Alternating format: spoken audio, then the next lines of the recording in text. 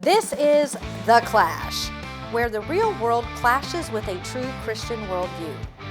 Join former professional wrestler Chris Whaley, known as the Mass Saint, who is an author, pastor, and teacher that brings his wrestling skills into the squared circle and tackles real-life issues. Along with Jeff Dixon, best-selling author, internationally known teacher, leader, and pastor who is not afraid to tackle the tough issues of the world we live in. Together they form a tag team of wisdom in The Clash.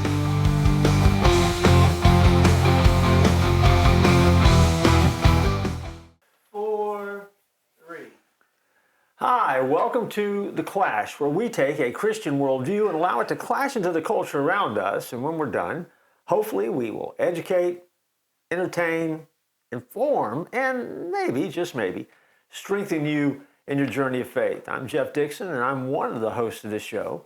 But as always, the real talent sits on the other side of the table.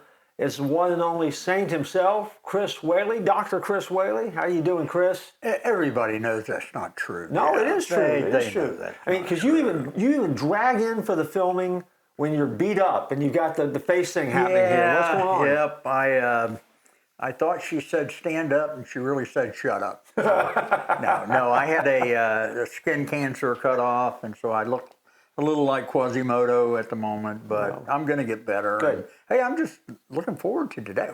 You know, we do political stuff every now and then, and do you think what we're doing today kind of falls in that political? Yeah, I think so. I mean, Okay. because we do a lot of interviews, we do a lot of topics. I mean, we're kind of, we're a talk show, I guess. Yeah, And so, yeah. but sometimes we kind of take current events and politics and Current put it events, that's pull it. it into the moment. And today is one of those shows. So, Yeah. so the release of this show, what is in the headlines, or one of the things in the headlines right now, right. is what's happening in Greenland. Right. And for the first time in a long time, Mm-hmm. there are people that are hearing about Greenland and they're thinking, well, why does Greenland even matter? Right. So creatively, we have named this show, Right. Why does Greenland matter, right? Yeah, why does Greenland matter? And so that's what we're going to cover. So hopefully for you, if you watch the news and you've been hearing about it, this will be helpful. If you don't watch the news and you have no idea why Greenland is in the news, Stick around.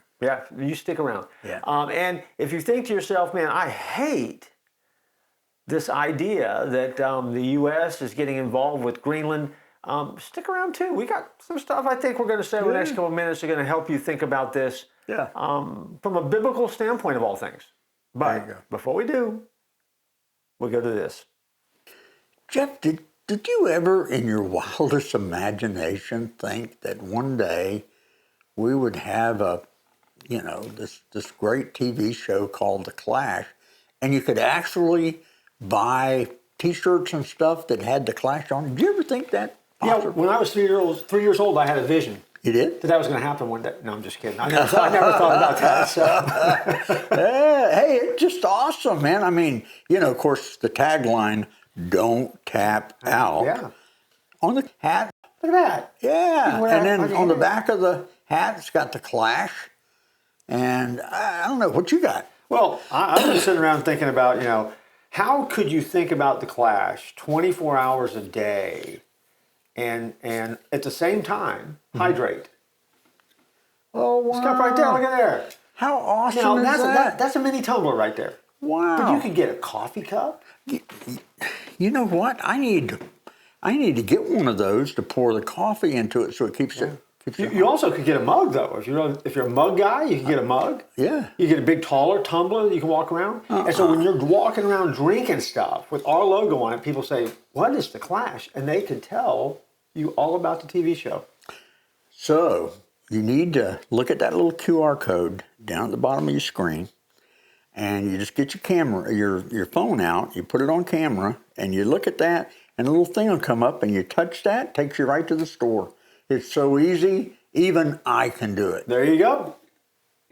Hey, welcome back to The Clash. And Jeff, I'm just going to start it off and ask you why Greenland is suddenly in the global spotlight. Why is that? Well, I mean, it's intriguing because most people, Chris, I don't think know a lot about Greenland. I mean, we just know it's big and we know it is cold. so it's not really green, but it is cold. So let me quick background. Okay. Yep. Greenland is the world's largest island, so people know. It is strategically positioned between the Atlantic and the Arctic Oceans, which again is part of the reason that it's a big deal right now. The ice-covered landscapes and resources right now are kind of relevant in global politics, and so that it becomes an issue. The Inuit people are I guess, the indigenous people to the area. But Greenland, in some ways, is standing at the crossroads of traditional lifestyles and a rapidly changing world. And so all of a sudden, as a nation, an island nation, it becomes much more relevant in the news and the geopolitical world of today. And so over the next couple of minutes, we want to kind of explore why the geopolitical piece has become so important. Why Greenland, I don't want to say is about to be disruptive or turned upside down, but why all of a sudden it is the topic that everyone seems to be talking about, not just in America, but in other nations as well, and why that matters. And so for us, it gives us a chance to kind of talk about, politics and the day and how we got here, but then kind of talk about, what's important about Greenland. Well, let me see if I can start it off with this question, and I hope that you can answer it. Probably not. Well, President Trump's interest in Greenland, it's not about land ownership, Right. for its own sake, but he has highlighted deeper issues such as security, resources, and even influence. I mean, was that a true statement, or? No, it's a true statement, and I think in fairness, the politics of the day, and we've done episodes on elections and Trump and different topics. President Trump, whether you're a fan or whether you're not a fan, he's not hard to figure out. He is a product of business and the media, and so he knows how to play media organizations in a way that nobody who has ever stepped on the world stage knows how. Okay, true statement. And so when Trump wants to get people thinking about something, he will come out with some broad, brash statement that all of a sudden you weren't thinking about it yesterday, but you're thinking about it today. And it kind of starts with that. Yep, I think that Greenland needs to be our next state, or America's going to take over Greenland. Yeah. And then, press kind of goes nuts a little bit. They start asking questions. All the politicians start reacting to it. And then the press starts pushing him. And he's like, oh, yeah, we're going to take it over. Yeah, we need to have a bigger presence there. And, we're better for Greenland than Denmark is. And we can take care of Greenland where nobody else can. And he starts laying this stuff out. But he gives you these bite-sized pieces, and the world just kind of explodes. Oh, yeah. But it's very much on purpose. Right. Because at the end of the day, he has a target that he's aiming at. There's something he wants to accomplish. Right.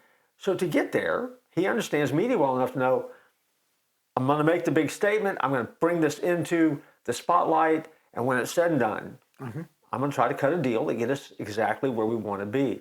And I think the strength of that is, if you are dealing with things that are true and real and important, that your ideas can stand up and rise above name-calling and blabbering and, kind of getting down in the gutter and rolling a little bit. And I think that when people start reacting to him, like, he's nation building, they are completely clueless about history. They're completely clueless about what this is all about. And that's really what we're hearing on some side of the media aisles. All right. I thought it was interesting. This is the week of Davos, being in Switzerland. And I watched the news that morning, that very first morning that Trump arrived, and then they actually had some guy on there who said something very vulgar about President Trump and, the Greenland thing. And I'm thinking, oh my goodness, how is this going to go? And then the next thing I know, Trump is in the spotlight making a speech, and that afternoon, there's a deal made. He's got a deal. Yeah. And again, which is ultimately what he was aiming for the whole time. Yeah. You know, and that either means that he is just a lot better at playing the game than these other lawmakers and leaders are.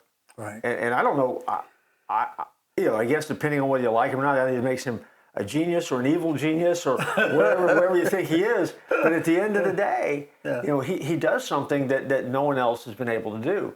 Because ultimately, when you mentioned defense a minute ago, Greenland's location as an island nation is essential for United States defense. Right. It really is. Threats from Russia, threats from China, as nations where they're trying to push their global influence and push in. I mean, what happens there Very important. really is very important. We have one major base, Thule Air Base, serves as our key military asset. And one of the things that Trump has voiced that he wants to do is increase that presence to make bigger that presence for the very reason that Russia and China are running with an agenda that wants some global domination. And so that becomes the playground where this needs to be taking place. We need a place where we can put in this Golden Dome defense system that he's been talking about. Right. For him to accomplish that, Greenland was an essential piece of that puzzle, and he knew that from the very beginning. When he first said, I'm going to do this, I'm going to create this dome, this defense dome, he knew before he ever mentioned Greenland that this was essential. And then the other piece is, there is minerals, oil, gas, and resources there that with the right help and the right assistance, it becomes very lucrative not only for America, because there's a win-win there, but also for the people of Greenland. Right. To be able to tap into resources with our assistance that they can't get any other way. Right. And no one else is going to step up. And of course, Denmark, I guess they're under the Denmark flag there, but I mean, Denmark can't do it. No. And so I think when you start thinking about the opportunities for the future and what that looks like, as that all came together, that's what prompts this deal that he ended up for Greenland. And so that's kind of why Greenland matters. But for us, I think it starts with defense, much more than the resources. I think that is secondary. Oh, yeah. And I think the other piece of the puzzle that we lose sometimes is that, when you are a superpower, when you have the responsibility of a superpower, then, when you have great power, there's great responsibility. And so part of that is not only our defense, but then, the positioning yourself to be able to defend, culture, civilization from threats. And so, all of that, I think, is woven into this madness that we've been hearing about on TV. And it's, what's amazing to me, whenever we bought Alaska, and I don't remember the dates or anything, but I just know when we bought Alaska, they had about 60,000 people in Alaska. And now there's about 1 million, I think, in Alaska. It was Stewart's Folly, I think they called it, wasn't it? When they bought it, was like, this is a horrible deal. Why would we want Alaska, of all places? Right. And now, Greenland has about 57,000 people. There's not a lot of people there. Yeah. Yeah. And it's 3 times the size of Texas. That's huge. So it's huge. It's a huge island. Yeah. And I think, a lot of people's heads are exploding in politics, especially, the Democratic Party. Their heads are exploding. But a lot of the Europeans, their heads are exploding too over this, how Trump did this, right underneath their nose. Yeah, well, but again, for Trump, it came right out of his playbook. This is the way he operates. Part of the deal, yeah. But, but when we started, we talked about how, but if your ideas are good, you can put them under the microscope, and if you're really operating out of truth, you're going to be able to defend your ideas, and it's going to be reasonable sound, even if you don't agree, right? There's an argument. And so, any dunderhead that says, Trump is just nation building, okay, they really aren't qualified to be in the conversation. They need to go sit at the little kids' table and sit there. Let the adults who understand the complexities of this geopolitical world we live in handle it. So you kind of push them aside, and they're out there, man. They're Right. loud, they're crazy, they're proud of who they are and what they do. Oh, yeah. But at the end of the day, they don't really have a voice that's coherent. They just don't like Trump. You have to ask the bigger questions, because when we laid out the defense piece, the resource piece, and the importance of our role in that, those are the kind of questions that we can debate. Those are the kind of questions that we might agree or disagree on. But that really is where the conversation has to begin and where it has to start.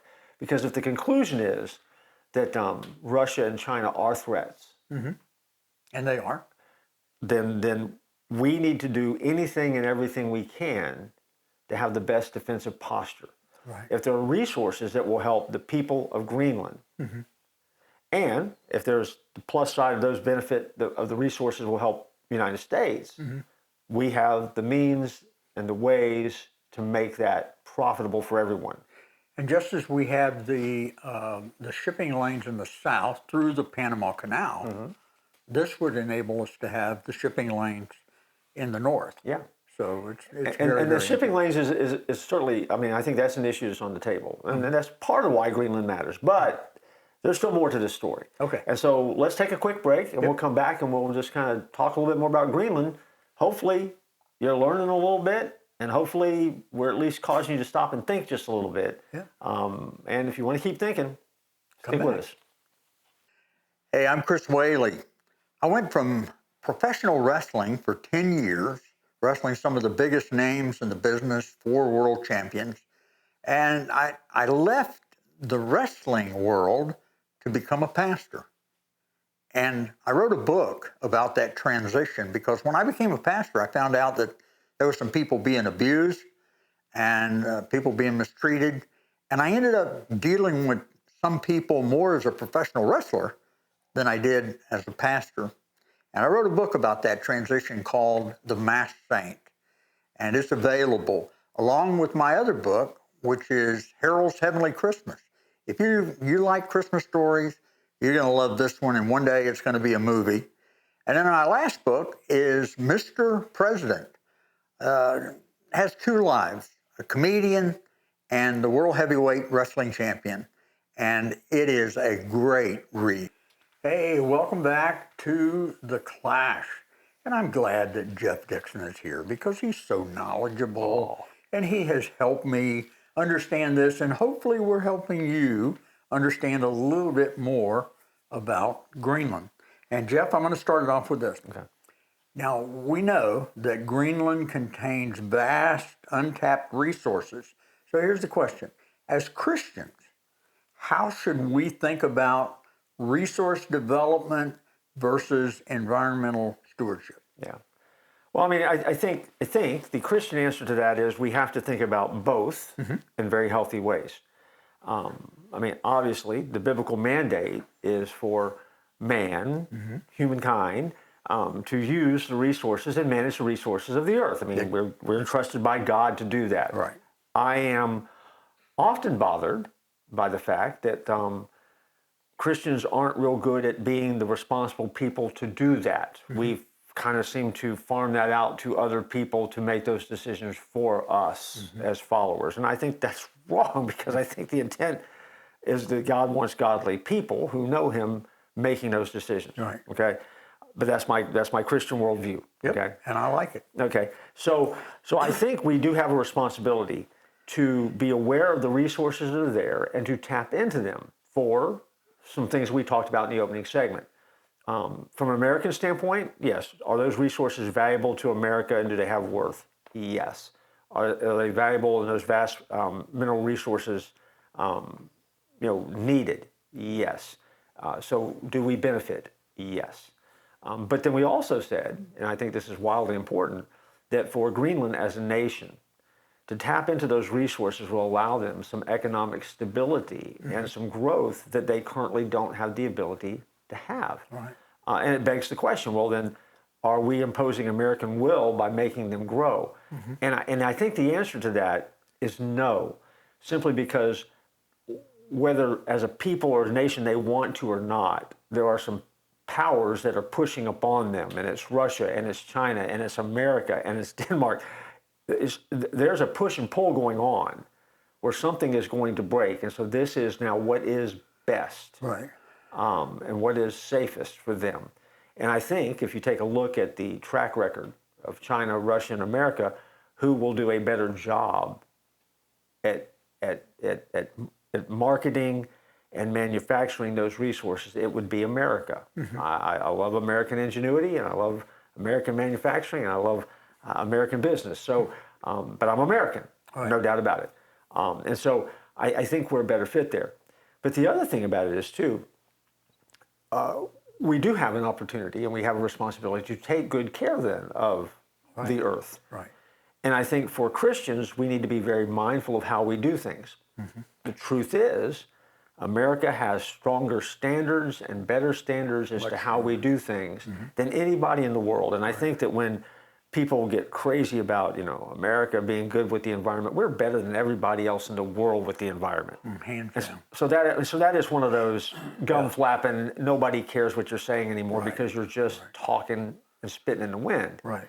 So I think that as a nation, we will come forward and do that. But then I also think that as followers too, we hold some votes and some accountability for the leaders we put into place, because if they don't do it well, we then have the power, or at least should exercise the voice and authority to say, you're going to need to do it better. And the burden of proof is on, American business and industry to get it right. So, I think for Christians, that really is an essential question.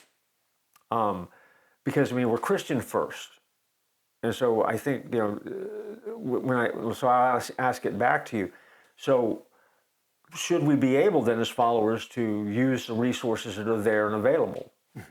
And but we do have a responsibility to do it better and well to the best of our ability. Right. Yeah. And I think if those are the answers we're trying to come up with, that's the standard we use. Right. I think it works. Yep. But let me ask about, you mentioned it earlier in the last segment. I'm intrigued with the shipping lanes because, again, ice is always freezing, melting. Climate change activists are going to say, it's melting, which means there's more shipping lanes open up. So if you're a climate change activist, you need to be concerned about that because everybody wants control of those shipping lanes. Right. I'm not in that camp of climate change from the standpoint that I think the world is going to, heat up. Right. But I do know that climate is always changing. And so those shipping lanes, whatever they are, really are valuable. Tell me, how do we leverage that? Why is that so important for our defense?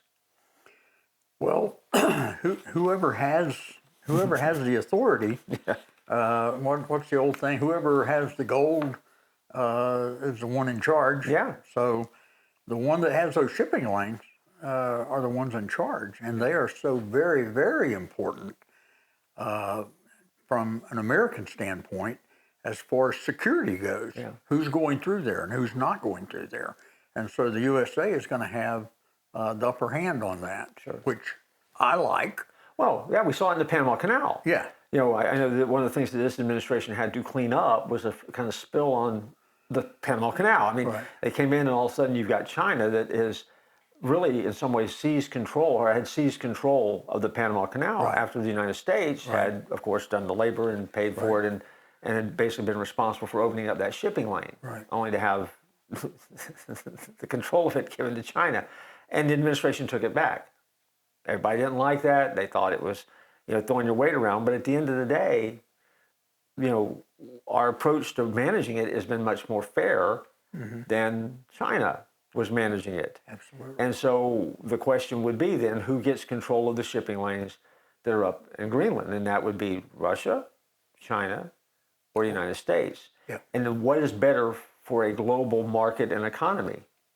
America. Yeah, no doubt about it. And so I think that too becomes the issue for just not only defense but for shipping and for the access that people are going to have in the days ahead. And I really do think that really is a part of it that has nothing to do with talking points. It is just the reality of this is the world we live in, and what are we going to do about that? Yeah, and I'm just going to kind of interject this, but I think the people of Greenland would be very happy about this because they'll probably get a McDonald's. Well, they might. I mean, I think there's a benefit to the people of Greenland that really at this point is even to be determined, because again, we have not really had that kind of green light. And I can't remember the phrase that was being used even in the news reports yesterday, but I think someone said the United States has been granted under this new agreement unlimited access to Greenland to do whatever needed to be done, whatever we wanted to do, for the sake of all these things we've talked about. Well, is there, what does responsible Christian leadership look like going into Greenland? well, I'm not sure that any of our politicians are actually qualified to do that. Well, I thought of it because our audience is predominantly Christian, but what's the Christian thing to do on this? Well, I mean, I think the Christian stance we have to take is, are we going to support the U.S. government and the leaders that are in place? Right. They're there. Are we able to see and kind of wade into the issues, kind of like we've just kind of briefly tapped upon, that have this kind of importance? And I think for Christians, and again, and I think, and this is going to sound, boy, this sounds really churchy at this point. But think of the opportunities that Christian organizations and Christ faith-based groups might have in the days ahead with the development of Greenland at a level that it is not now. Exactly. And I think that's where, we need Christian businessmen, and we need Christian entrepreneurs, and we need Christians who really do have a heart for reaching the world with the gospel. Right. To think very importantly about how does Greenland fit into that? Because now we come back to resources, defense, shipping lanes, and development. Right. And so if you're going to take an island nation that will begin to emerge and develop in a way that it never has before, right. As Christian leaders, or as Christian leadership goes in, I want Christian leaders to step forward and be at the front lines of that instead of trying to catch up later and trying to come back in after the fact and clean up a mess or clean up something that we should have been at the front end of. And so I think there is an opportunity, a great opportunity, for Christians to be able to step into what's happening there in a way that is untapped and we never have before. Yeah, I don't know what the religious atmosphere is in Greenland. I have absolutely no idea, but I think what an opportunity for God's people to take advantage of this and to put that Christian influence into a new nation. Yeah, I mean, in a lot of ways, very, very untapped, right? Yeah. I mean, I don't want to say it's a brand new mission field because I think the access has been there, but as it develops, the mission opportunities grow, and I think that really is essential because ultimately, I think at the end of the day, the real question is, do they watch The Clash in Greenland? And I think that's where we really have to kind of stop this conversation because that really is the most relevant thing. And I'm sure that President Trump has thought about that. Yeah, I'm sure he has. Because I think one of the reasons he wants The Clash needs to come to Greenland. Yeah. They may be asking us to be emissaries and ambassadors by the time we're done. Well, think of the opportunity. People are always saying, "I want to go somewhere I've never been before." I mean, can you imagine Greenland becoming a tourist area? People, they get tired of the hot weather and want to go over there and cool off, or they could open up things for people. I mean, it opens up a whole new area for them. Well, I think for a Christian entrepreneur, I would be opening up a shop selling long johns immediately. Sell long johns and coats and all those kind of things. I think it's a great opportunity. So. Hey man, it went by too quick. It did. Yeah. Well, I don't think we've solved the issue, but at least we've given you something to think about. Right. That's what we wanted to do. That's what we wanted to do. What we wanted to do. So I hope it was interesting for you. Hope you have a great week. Go out and don't tap out.